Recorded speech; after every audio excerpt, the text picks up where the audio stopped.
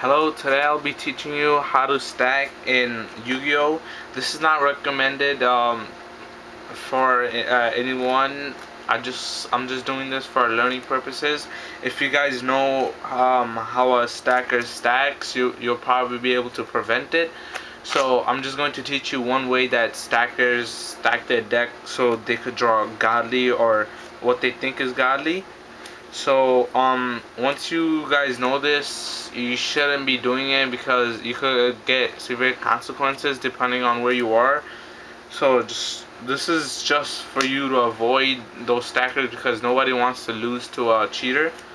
So I just chose out a hand I wanted to stack. Of course, this may be not the most greatest hand because if they does shoot you, you'll have a dead hand right here.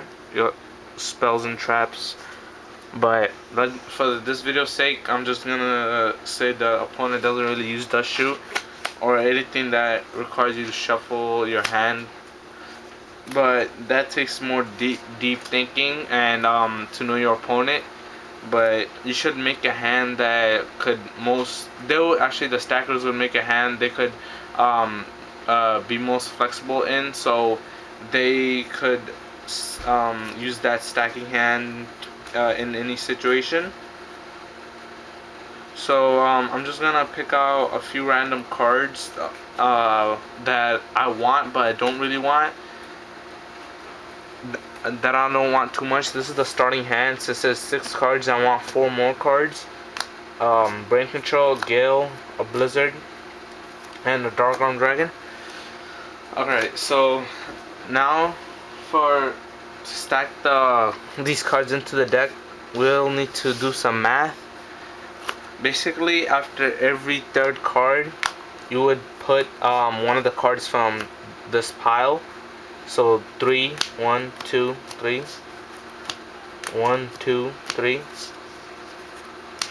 1, 2, 3. And this is where our real hand goes into the deck, and hopefully we'll be able to draw it out. 1, 2, 3. 1, 2, 3. 1, 2, 3. 1, 2, 3. 1, 2, 3. And there's 3 left. And this is a deck of 40 cards, so it works perfectly. Once you see this, if you have more than 40 cards, you'll have to do the math on how to stack that. Like if you have like 45, you'll have to do the math by yourself. So basically, I have the stacked deck. This just looks like a normal deck from first glance, but it's really a stacked deck. So what I would do is do this beforehand, before the match, and I'll just put it in my deck box and just go and leave to the tournament or whatever. That's how a stacker would do it. And then once they get to the tournament, they would take out the deck and just power shuffle into 4 stacks. These 4 stacks, there's a trick to it. See, when we did every third card, it was 1, 2, 3, and it would be our card that we chose out, which was Brain Control. Now we keep doing this power shuffling method, and we'll get all the cards that we had chose out, all the 10 cards. And I'll just do this quickly. If you guys try this, you'll see that the 4th stack always has the card you want.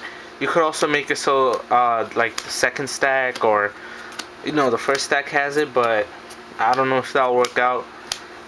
It's basically all math. See all the cards. This is my hand that I wanted. So let's say I'm not going first, they are, and if I win the die roll, I'll just tell them to go first and be nice. So stack the deck. I just put the deck, and basically I put the stack pile right here on top in the middle, and then I'll just put the other stack over here. You see how I made a little indent? That is like persuading your opponent to cut right over there. So basically, you give it to your opponent, they cut in the desired position, and you'll just be able to draw it out. And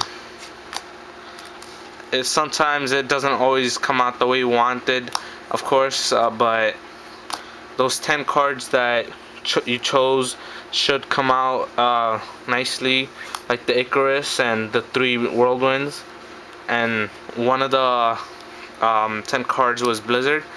But you just play out this hand and hopefully it'll work out for you. Like, I'll just set this just as an example, and end and phase Icarus, draw it. And this was also one of the cards, so be aware that you might not always draw the hand you wanted, if you, depending on how your opponent cuts. But if your opponent cuts the way that everybody does in regionals, you'll have the hand you wanted, like right here. So you're drawing different cards than what you expected. There's the circle. But most likely, if you keep practicing this and you make that indent, your opponent will know